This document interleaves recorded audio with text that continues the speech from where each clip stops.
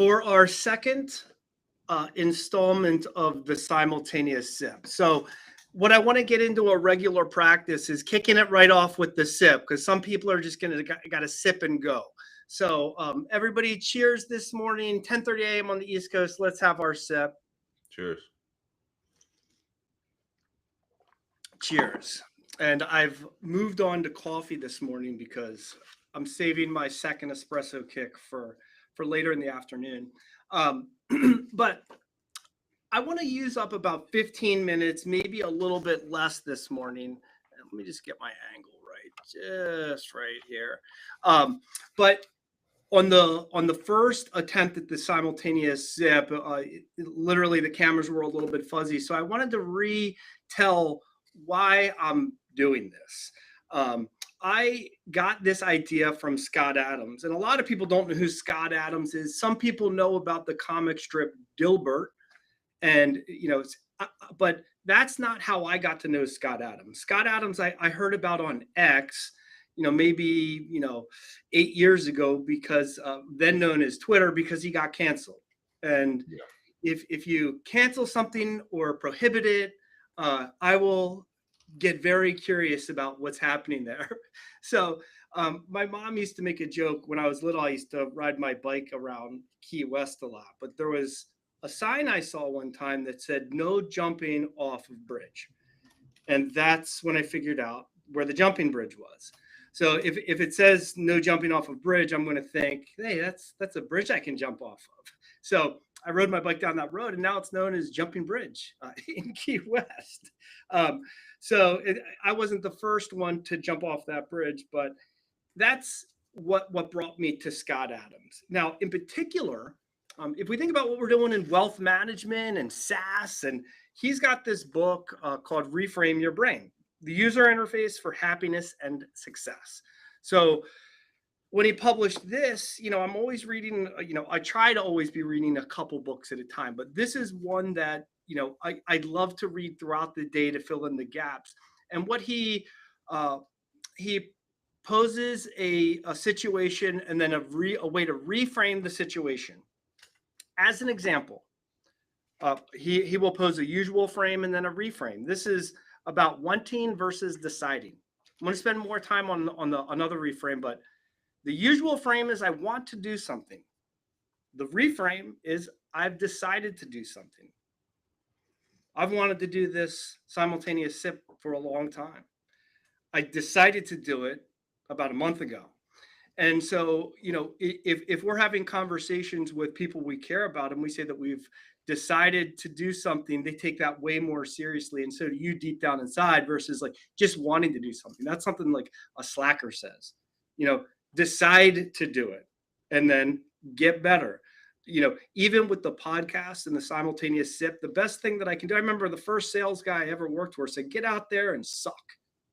It's like, all right, you got to get that out of the way.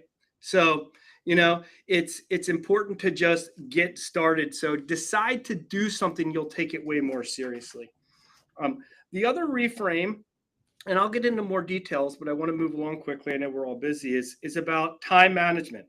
And the usual reframe, or excuse me, the usual frame is manage your time. And the reframe is manage your energy.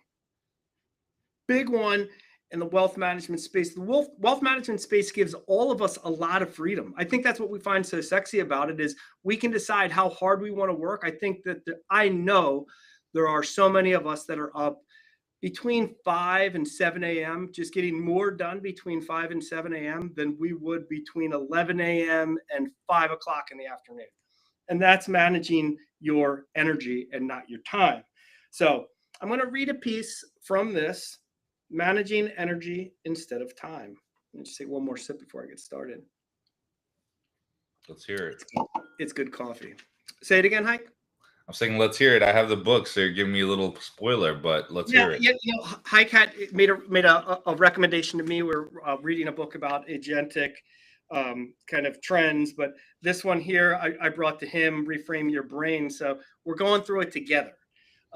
So this is Scott Adams' words I'm going to be speaking here, and I'll try not to weave my own words in, but we'll see.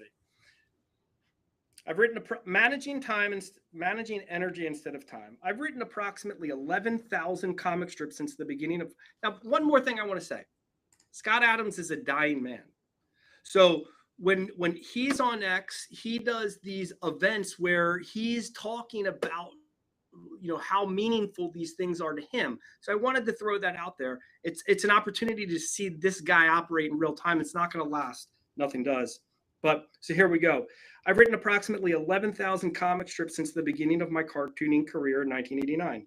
Nearly every one of those comics was written before 9 a.m. If I wrote a joke at 5 a.m., I usually liked how it turns out. If I try writing a joke at 3 p.m., I probably end up tossing out whatever I produce. I think of this as managing energy, not time. Exactly the right kind of energy for coffee-fueled creative writing in the morning. But a caffeine buzz exactly the wrong kind of energy for drawing comics, as that requires a much more relaxed vibe. So I write in the morning when writing is easy, and I draw in the evenings when drawing is easy. That's managing energy, not time.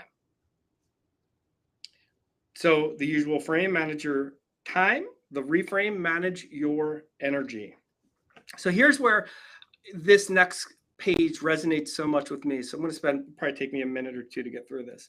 Resonates so much with the wealth management space. And we think about allocation, energy, happy employees. How can I talk about eliminating tedious redundancies with AI? Because working in the wealth management space can be so boring if you're just in an RIA with sailboats and frames on the walls, because you're going to help clients navigate the rocky seas of wealth management. So I think that this is really relevant to our space. Here we go. In my experience, the energy I have for a task is more important to the outcome than the amount of time I have allocated to it. I can produce more in 15 minutes with the right energy than 4 hours with the wrong energy. Most creative people will tell you something similar.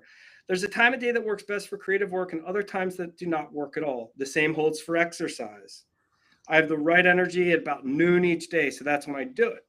And I assume I get better outcomes compared to exercising when I'm at low energy.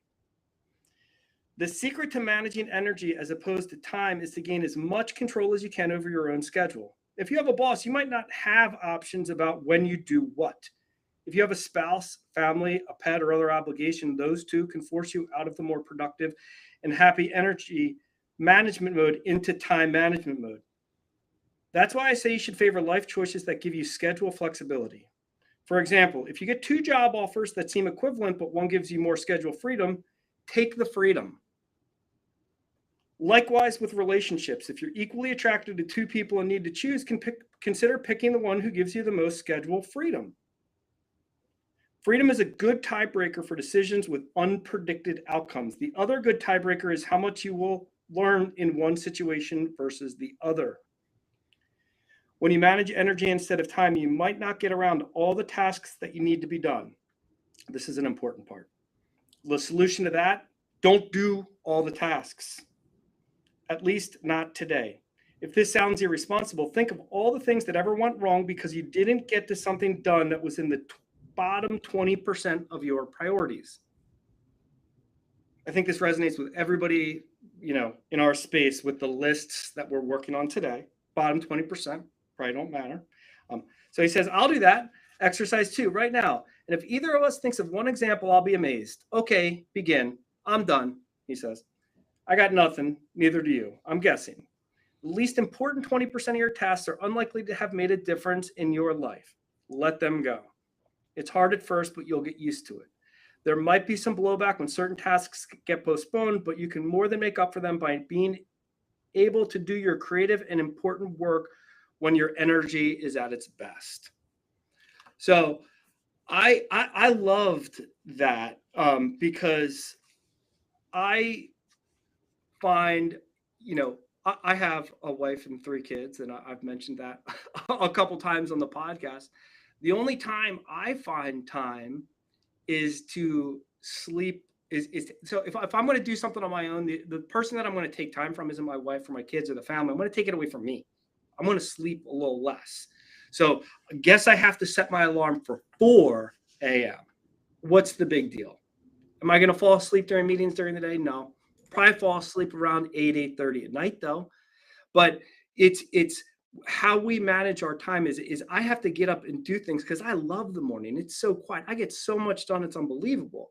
So I attack work during those hours, and I'm fortunate enough to have, for the most part, worked in this space, which gives me the freedom to use my energy when I want. Like even hike, you were saying yesterday, there's a specific time of day that you would prefer to work out, and Yeah. and for you, it's like afternoon, right? It's Yeah. afternoon, and Correct. then for me, like it I like the afternoon because it resets my day. For the first half of the working out, I'm thinking through my day. By the second half, I've forgotten about all the BS. My endorphins are back on. It's a reset on the entire day. However, it is difficult to wedge that in when all of a sudden the family priorities start piling up. Well, now this person needs to be picked up. They need a ride over there, and then all of a sudden, so I just have to manage my energy so that, and not my time, that I'm working with that morning energy to knock out a workout. And before I know it, 5 to 6 o'clock a.m. is gone and I've worked out. So that's what I have to do. So, and if there are times, we'll look at clutter on our desk and 50 things that we have written around, and it'll be there for like 2 weeks. And then all of a sudden you'll be in some wave where you knock it out in 5 minutes, put the right thing in the CRM, you delegated the other thing to the right two people, you've recategorized, you kicked off a little something. There are just those days where you ride what I call waves, or I work in bursts. And I really do work in bursts. And when I feel kind of that burst, like I feel high up on a wave at the beginning of the morning and then that dies down. So I manage how I listen to music, when I exercise, when I read, but it's really a work in progress with me, where I could even say, as of like a couple days ago, I'm starting over again. So that's why I love this book, Reframe Your Brain, and I'm going to continue to share it weekly, and maybe we'll do this more often than weekly. But what was most important is just starting and get this started. So that's it for me today. I was curious about how long it might take me to get that done, and it was about 12 minutes. But um, it's something that I love doing. It has nothing to do with work per se, but it has everything we do with how we work. Yeah. So you know, it's the quality of ourselves that we bring to work that matters. If my energy is wrong and I'm bringing some poor quality of myself to the table, I'm useless to myself, my family, the organization that I'm working for. If I learn to balance out my energy right, and I have a couple speaking things today, I didn't worry about things this morning that I typically worry about, because in the spirit of what I knew I was going to be talking about, I wasn't going to walk around the kids' bedroom and make sure that their bedrooms were clean and talk to them about it, which I typically do. That takes energy. And realistically, what is the point of it? Other than the fact that the rooms are clean, they get it. I mean, how long am I going to be doing this for? I'll always be a work in progress with how I manage my energy. So, Hike, with the last like couple minutes here, obviously I'm assuming you've gotten that far in the book. Yeah. You liking it so far? Yeah. I mean, it's an awesome book. It's different. I always throw in a couple of different things as I read. Some of them are work related, the ones I suggested to you. Some of them are fiction, just because I like to take a little break, turn my brain off from reading too much of the work related stuff. And then some stuff is just for improvement, self help, whatever, kind of category you want to put that into. And I would say Reframe Your Brain is in that one. So I like to cycle through a couple of them, but I like it so far. I think it's a different take than I imagined, because, a cartoonist, I don't think it's what I expected, but I like it so far, and I think it's on the right path. So Yeah. I'm curious to see all the other stuff.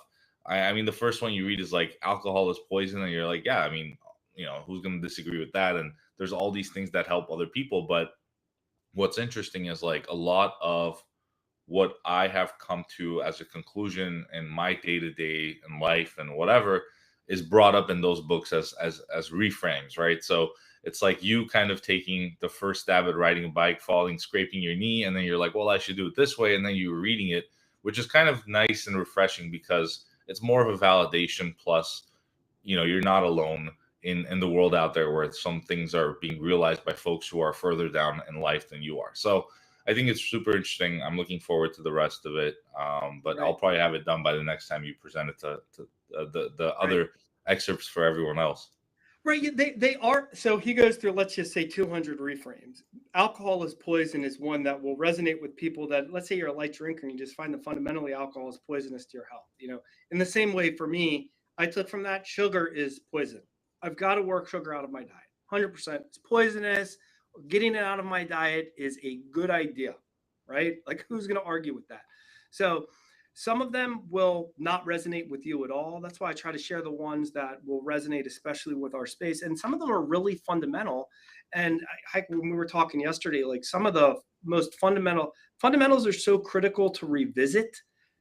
One of the oldest Buddhist texts that I've ever read is the Tao Te Ching. And if you read it, it reads as if it was written yesterday.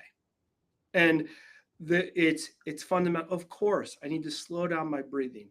I need to remind my brain that I am not on a battlefield fighting another warrior. I'm talking with an advisor about requirements. Yeah. So, we constantly have to reframe our brain, to just keep myself in check, especially as I get older and I read all these things about neuroplasticity and just keeping my alert going. And you keep me young. So I love the book. We'll have more of it, but thank you to everybody for joining today's simultaneous sip. And look, we're 1 minute over, but loved it. And we'll look forward to seeing you next Wednesday in 1 week. And if we do something sooner, just follow Zero Basis Points and you'll get the updates. You go to Zero Basis Points on LinkedIn or X, you turn on your alerts and you'll get the alerts whenever we fire something out. So thank you, everybody. Thanks, Hike. And we'll talk to everybody next time. Thank you all. All right. See you, everybody.